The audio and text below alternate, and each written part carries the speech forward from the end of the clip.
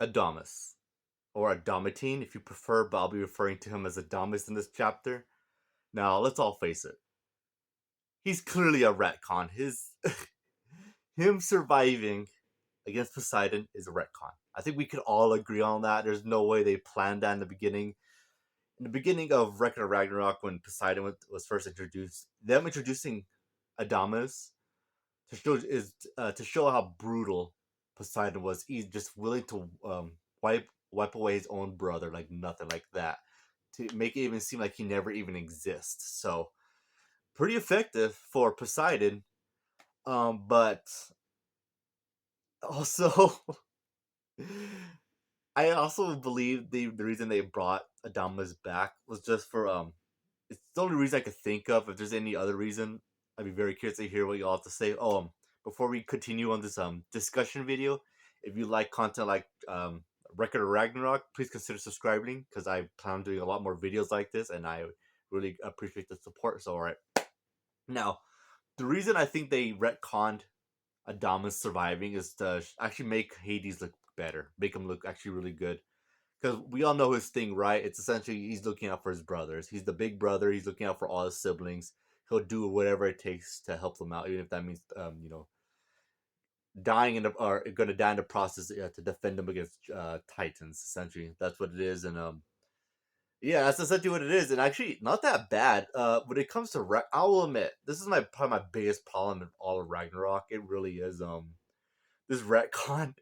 But when it comes to actually serving a story, making characters like a lot better, it really does. It does help out quite a bit. Actually, helps out Hades' character, just again showing how he's willing to help out his brother, fighting Beelzebub, beating Beelzebub, and having Beelzebub help him out to save Adamas. Pretty good. Also, them saying Poseidon, if he really wanted to kill Adamas, he could have done it. And I'm not gonna.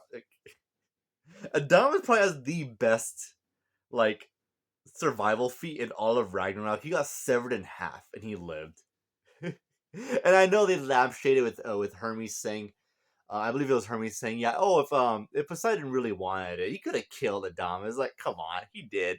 The only caveat I will give the writers is we did see Adamas's body just turn to dust. I was like, okay, I see what you did there, but no, I don't buy. I think he was intentionally originally supposed to die, and it seemed like that to be honest. But let's go over it. Adamas as a character, um, he's fine. Actually, he's fine. He's not bad. He serves his story. He serves the story well. He's not very in depth. What we do get most about him is when he was younger. He tried, uh, actually, me eye to eye with Poseidon. And even as a baby, Poseidon just refused to do it because Poseidon is just that guy. Even as a baby, he was a jerk. And then, obviously, when him and Poseidon actually met eyes, Poseidon struck him down and beat him. And also the other part when something I really always found fascinating with Adamas and Beelzebub, they're kind of dynamic with them to kind of buddy off each other. They're not friends. They even admit that that they, each other don't have friends.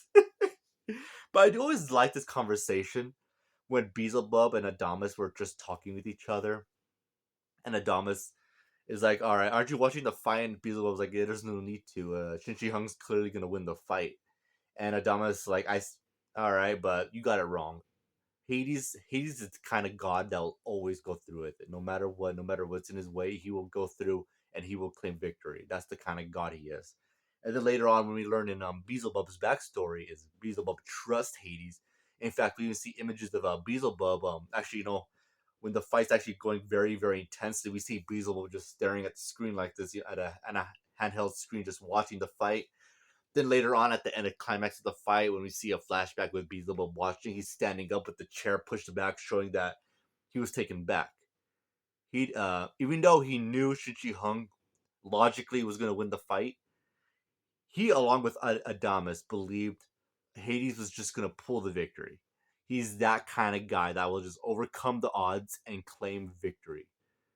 But again, it just really wasn't worn out.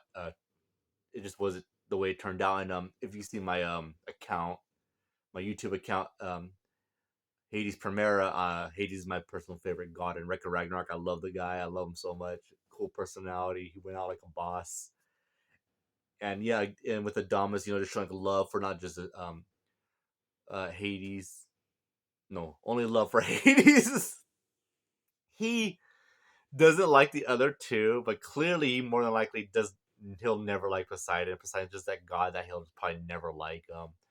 Zeus is an interesting one, I gotta say, because we see him just hanging around Zeus, and all of this, everything that happened to him was because of Zeus. It's because of his. He wanted to get he wanted payback against Zeus because Zeus, after winning the Titan monarchy, he was declared he declared himself the god of gods, the elder god of, or like the god, like the head honcho of all the Olympians. And Adamas, being the elder brother, couldn't accept that, which I get. The elder brother wants to be the one in charge. Aside from Hades, he wanted to be, and he was like, yeah, he got help from a majority of the Olympians, which is very interesting. And I'd be very curious to hear like a lot of them. Of course, we don't know which side Hades. More likely, Hades was participating. But Adamas did theorize, yeah, with Poseidon on our side, yeah, we'll definitely be able to take Zeus, which is interesting since everyone knows that Zeus could time stop. So who knows? But yeah, Adamas. Overall, again, a retcon in a story that I really don't like retcons if it doesn't serve the story well. But in here, it actually does serve the story well. The only biggest problem is Adamas surviving being severed in half. That's literally the biggest problem there. But aside from that, Adama surviving does actually, serve and help, not with just Hades, but also with a bit with Zeus, him getting along with Zeus, and also Poseidon, showing that, Poseidon was a completely heartless maniac. He actually just let Adamas live for his brother Hades, which is, pretty good. I like that a lot. But again, retcon retcons are okay if they're done well, and Ragnarok does it well enough. I still don't like it, but it does it well enough, I will say. So it doesn't break the story for me. And Adamas doesn't really affect the plot all that much, to be honest. In fact, we even get a bit more interesting conversations with him and Berhilde when he's and also, as I said before, with him and Beelzebub, which is neat, and I like that a lot. Him with Zeus just for a bit, that's good stuff there too. So again, Adamas, not terrible to keep him alive. Just if this story was, I don't ever want stories like this to ever be redone, like like Hollywood does. But if they were ever able to do it, probably try to fix that a bit more to where Poseidon just stabs Adamas and just leaves him there, doesn't just sever him, throw him up against the wand, boom, Adamas is severed in half.